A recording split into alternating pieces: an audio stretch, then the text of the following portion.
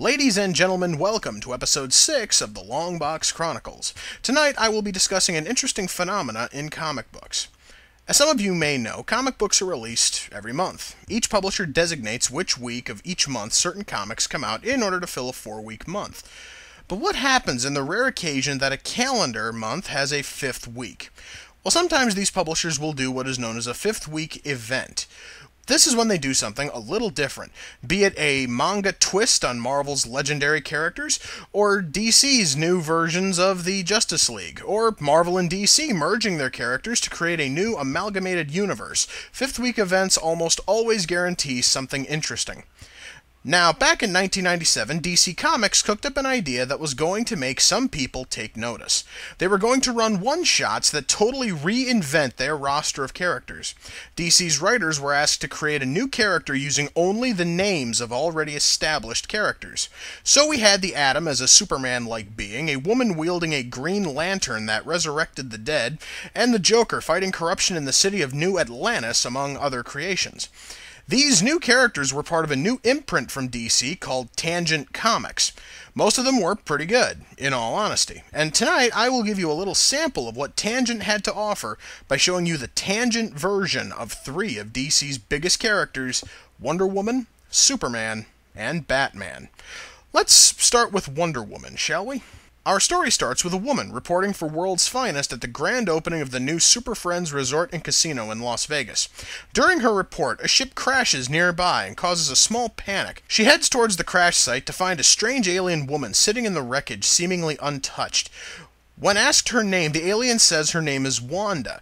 The reporter mishears and dubs her Wonder Woman on the spot. A small robot flies out of the wreckage, begging that no more questions be asked, but it's too late. Wanda is asked why she's here, and it sends her flying into a long-winded speech as she ponders her existence. One would say that she wonders about a lot of things. Yes, folks, that is the whole purpose of her. She wonders about a lot of things. Just bear with me. Better things are ahead. As Wanda continues to wax idiotic, a second ship shows up. After being told by her robot friend, she grabs her batarang and slices the ship in 2. The crew of the ship climb out of the wreckage and call out Wanda, claiming she's an abomination. This causes Wanda to go off on another philosophical rant about whether or not her existence is justified. I think I should mention that during the entire fight, Wanda refuses to shut her hole for even a minute. She just keeps going on and on about whether or not there is a god, and did said possible god wish for her existence. It just never stops. While Wanda fights off her attackers, the reporter goes to Wanda's robot friend Woozy, asking what is going on. He happily obliges and explains the origin of Wonder Woman. On the planet Gotham, the males and females of the planet have been at war for many years. A Gotham scientist, trying to find a way to end the turmoil, develops a being with elements from both sides. Thus, Wanda is born. A mishap with her stasis tube caused her to absorb information from hundreds of civilizations. When the two factions saw the new creation, they did bury the hatchet and decide to work together to kill the horrible abomination that stood before them. Back in Vegas, Wanda is still babbling about how we all came to be. She finally decides that she has every right to exist, and thus thinks her 2 attackers out of existence. That's right. After all the fighting, she basically just snaps her fingers, and the whole encounter, as well as all the damage caused, is undone. The story ends with Wanda and Woozy flying off to find a planet where she won't be such a danger to others. So this one wasn't the best one to start with. Let's see if Superman's any better. It has to be better. Dear God, please. The story starts in a secret government base. A woman is giving birth to what is feared to be a monster. She dies giving birth to a perfectly healthy and seemingly normal baby named Harvey Dent. We cut 23 years into the future. An architect, angered at the color of his newly created building, is planning on jumping. Officer Harvey Dent is there to ease him off. Dent grabs hold of him, and the architect jumps, sending both of them to their doom. But Harvey made it out alive and barely scratched. After getting home from the hospital, Harvey finds himself doing things he could never do before, like rebuilding everything in the house and reading everything in the library within a week. He comes up with a new way for the police to do their jobs, thus eliminating almost all the crime in the city. One day, Harvey notices he can fly. He also develops pyrokinesis, ESP, and other abilities.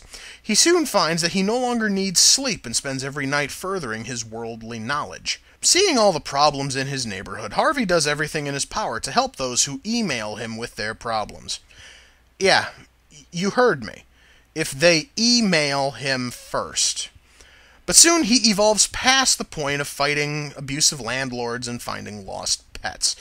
He needs more stimulation and begins to only take part in problems that are brought about by other metahumans. He is able to handily take care of the scum that his fair city can throw at him. He even teams with the Atom to take care of a missile powered by the brain of mad scientist Martin Stein. The Atom, after teaming with the publicly proclaimed Superman, states in an interview that this Superman doesn't seem to truly care about the people.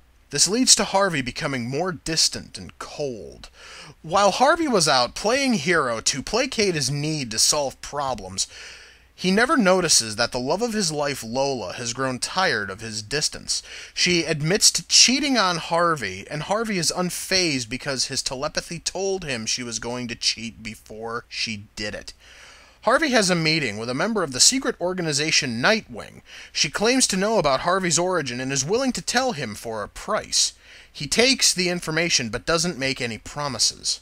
As he gets to the secret Nightwing base, Harvey is able to breeze past the guards and make his way to the data center and decodes the hard drive. There, all is revealed. He learns that a Professor Joseph Chill, in an attempt to create a perfect metahuman, contaminated the water supply of a small town. While most of the people in the town either died or became horribly mutated, Harvey was born with no noticeable defects and seemingly none of the powers Chill was looking for. The fall Harvey took 23 years later would trigger what Chill was seeking, but he had disappeared before that could happen. We now learn that the narrator of this comic is Lola herself, writing an email looking for Harvey, who vanished shortly after learning his past. Harvey shows up and tells her that he can never go back to his old life. He hands her a pill that will make her as hyper-evolved as he is. As she considers it, a global power outage happens and a new global threat called the Ultra-Humanite emerges in the Soviet Union. Honestly, while the book is pretty wordy, it's still leaps and bounds better than the Wonder Woman book. Hell, it's better than most actual Superman stories I've fucking read. Let's hope the Batman can be at least as good. In the city of London, Master Thief Prism is traversing the rooftops heading for the Daylight Laboratories. Inside the labs, Dr. Irma Ardeen is trying to cope with the global power outage. Prism, now cloaked, sneaks up on her and attempts to abduct her before the Batman comes crashing through a nearby window. Prism tries to make her escape, but Batman's thermal vision allows him to easily capture her. After looking at Dr. Ardeen, Batman is stunned that she looks like a woman from his past. Before he can act further, the lab's guards come in and blast Batman out a window. With the Dark Knight out of the way, Prism easily takes care of the security and escorts Dr. Ardeen to Prism's employer, King Cobra. Having been defeated, Batman returns to his home, Castle Bat. He walks down to the lower level and reports what happened to a mysterious man. Knowing what happened, our mystery man reminisces on the past. We learn that the man's name was Prince William, and he was a knight in King Arthur's court. Before he could get a spot at the Round Table, he leaves Camelot feeling unappreciated. He is prodded further by his wife, Lady Tasmia.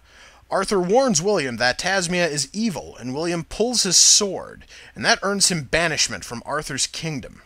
Over time, war broke out between Arthur's kingdom and William's. During a battle between the two, Lady Tasmia transforms into her true form, a menacing bat-like creature, and goes after Arthur. William, thinking quickly, kills Tasmia before any harm can come to Arthur.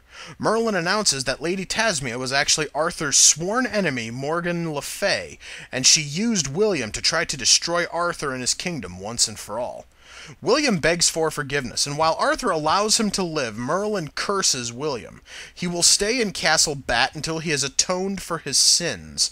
Since that day, William has telepathically controlled his old suit of armor to fight evil outside of the castle in hopes of lifting the curse. He sends his armor out once more to try and save Dr. Ardeen. We find Ardeen in prison in the lair of King Cobra. Cobra mentions that he wants our good doctor to repair his computer systems and get them running so he can take over the world. He says that if she fails, Ardeen will have a date with a firing squad. Before she can begin, Batman drops in. He easily dispatches King Cobra's hired goons and knocks out Prism. Cobra, sensing defeat, attempts to kill Ardeen himself, but Batman is able to block the energy blast with his shield and escort Dr. Ardeen to safety. Ardeen asks who he is, and all he says is that he is her servant, and flies off. William, crushed by the realization that Ardeen's resemblance to Tasmia was only coincidental, sits in his castle awaiting the day the curse is lifted.